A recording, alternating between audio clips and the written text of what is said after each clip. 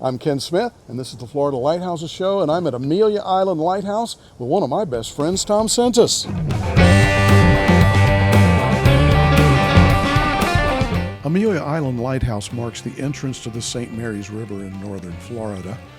It was moved from Georgia's Cumberland Island in 1838, and it's the oldest lighthouse in the state. Tom Sentis' great-grandfather, Thomas Patrick O'Hagan, served as keeper from 1905 to 1925, and his grandfather, Thomas John O'Hagan, was keeper from 1925 to 1954. Tom's mother, Helen, was raised at the lighthouse. At a recent FLA meeting, Tom shared some family stories. So this is Mom, Helen O'Hagan Sentis. So we were raised in New Orleans, and we come here in the summers and enjoy, of course, the beautiful beaches, fishing, and time with him. And when Mom moved back here after Dad retired, she learned that the Coast Guard Auxiliary was helping maintain the lighthouse. And so right away, she joined the auxiliary. I got to get back to the lighthouse. In fact, if she were here today, she would say, "Welcome to my lighthouse." Because she lived, but she called it her home for the first 20 years of her life. Her priorities were faith, family, and lighthouse, and not always in that order. So, the family picture, my grandfather, Thomas John O'Hagan, and his wife, Helen Morse O'Hagan. That's my mom on the right with the pigtails, Helen. And all the way on the left is Tommy, her brother. This is, again, family in the lighthouse service uniform.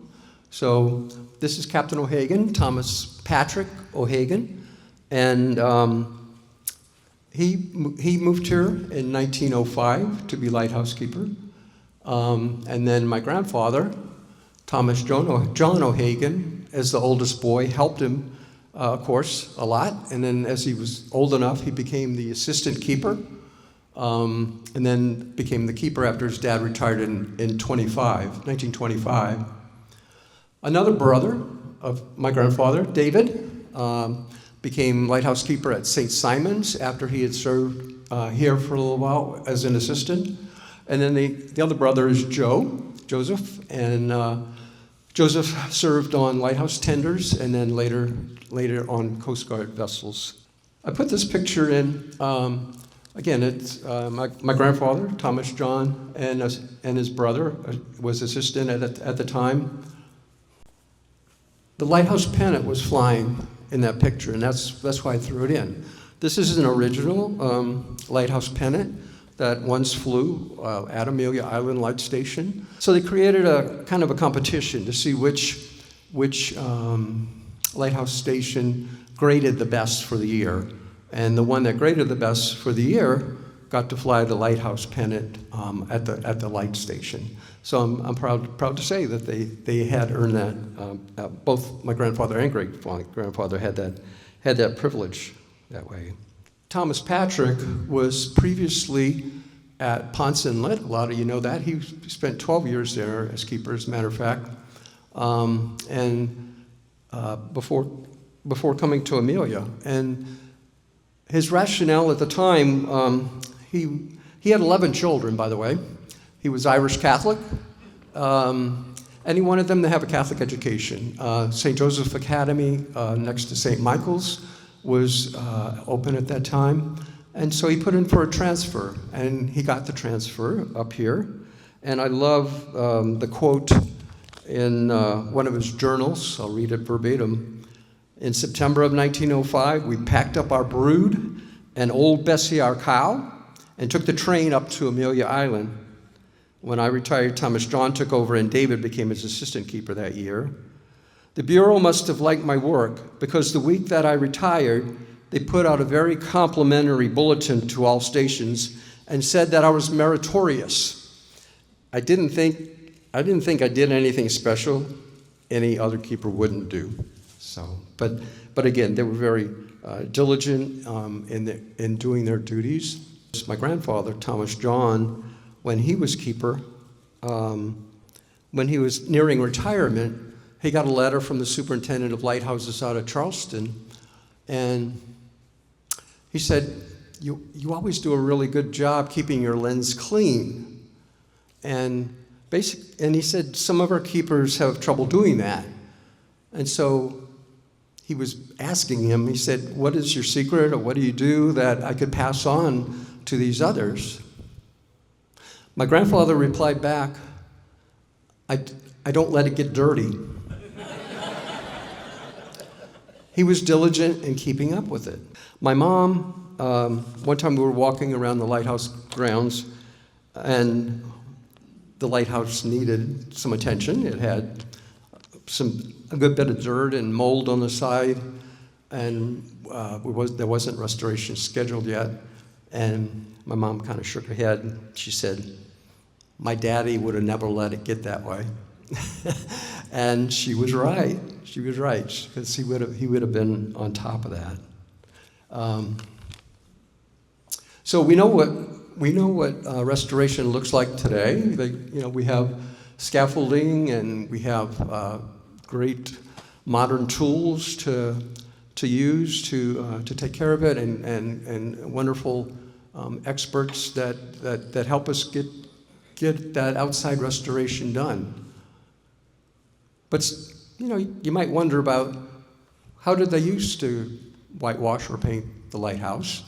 And so this picture explains a little bit. So this is like a bosun's cradle, kind of like a window washer might use to go up and down the side of a skyscraper, and that's what they use. So if you look up at the top left, you see my grandfather and my great-grandfather working on the lighthouse, taking care of the whitewashing and painting, and I don't know how long it took them, but they did what was needed, and they were jacks of all trades, and they came up, they figured things out, and they did a great job with what they had at the time, for sure.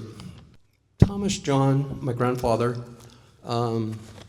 I can remember visiting him as kids, and of course, when we were little, he was retired, but he would arrange with the lighthouse keeper for us to climb as a family. I remember him holding one child in one arm and holding the hand of another child in the family and going up the steps backward. It was second nature to him. He had done it so many times, it was part of his motor memory. But I will caution you, don't try that today, okay? The lighthouse was such a part of their family life,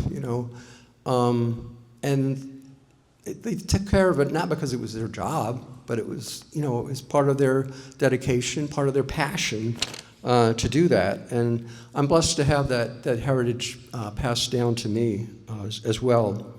I'm very proud of the O'Hagan keepers and the work that they did for just short of 50 years. Almost 50 years there was a O'Hagan in the keeper's house. And you'll see O'Hagan Lane as you go up there. It used to be Lighthouse Lane, and the city said, oh, we need to change that to O'Hagan Lane that way.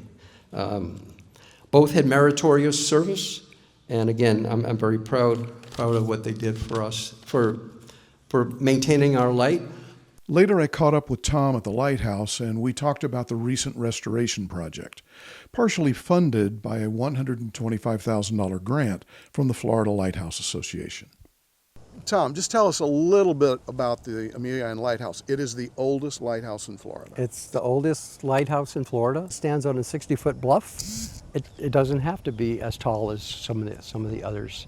You recently had restoration work done because the thing's 180 years old, or give or take, right, or something like that. Right. And it was showing its age. It was showing its age. It had some major cracks in it. I mean, it wasn't just that the white was faded. It had some major cracks in it that needed to be repaired. Unfortunately, there were some ferns growing out of the side of the lighthouse. But they told us that they repaired a mile of cracks because they had to go down to the root of the crack to fill it all in, and then put a mineral silicate around the outside of it. And we're just so so pleased to have the end result completed last summer. Oh, it's gorgeous. I mean, it's beautiful and it's white. Yes, white, right, right. Yeah. The lighthouse belongs to the city. It was transferred to the city a number of years ago. You're with the Coast Guard Auxiliary. You all manage the lighthouse, plus maintain the lens. We do. And so that's a great partnership. It is a great partnership. Yeah, we have teams of people that clean the lighthouse on a weekly basis and check to make sure everything's working okay up in the lens room, and do any light dusting light housekeeping that we need to do up there as well. So you came to Florida Lighthouse Association looking for a grant. Yes. Yes. I actually started probably through Chris Belcher before me, and the city, they were good about pursuing the State Preservation Fund as well as the fund, the $125,000 that we got from FLA. And the combination of those things allowed us to finish phase 1 and to get started on phase 2. We did get started on phase 2, replacing some window panes and painting on some of the inside. We got some more brickwork to do, but we're on the right track. Yeah. Now, restoration's never ending, and phase Yes. 2, which is the inside, is in the works right now. Yes, we're realizing too that we shouldn't just stop after phase 2 and wait 20 years for everything to decay again. So I think they're trying to work out a deal with a contractor where we can have routine maintenance done year after year, so that it doesn't get in. It's just like an old house, right? So you got to keep up with it. Yeah, restoration and preservation work is forever. Yes, absolutely, absolutely. Thank And we're so grateful, again, for your leadership and the Florida Lighthouse Association for all you do, not just for our lighthouse, but for all the lighthouses in the state. I can clean the lens, I can wipe up dust, but I can't do any major repairs. So we need each other to take care of these historic structures, for sure. Thank you, Tom. Want to visit the Amelia Island Lighthouse? There is a link in the comments. There is limited access. You have to make reservations. Funds for this restoration grant are from the Visit Our Light Specialty License Plate Fund, which has provided over $2.5 million to local lighthouse preservation efforts. You should have one. There is a link in the comments. We would like for you to join us. There is a link to the FLA website in the comments. Go there to learn more. And if you would please click the subscribe button. We would appreciate it, and we'll keep you up to date on all we do for historic preservation in Florida.